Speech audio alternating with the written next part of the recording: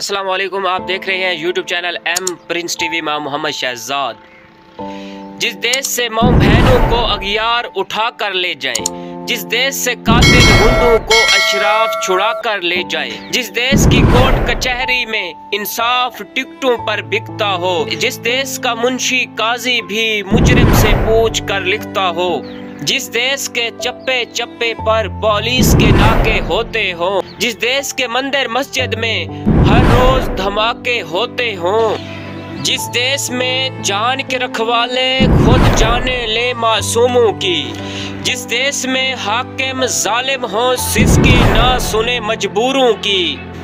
जिस देश के आदिल बहरे हों आहे ना सुने मासूमों की, जिस देश की गलियों कूचों में हर सिमत फहाशी फैली हो, जिस देश में बिन्ते हवा की चादर भी दाग से मैली हो,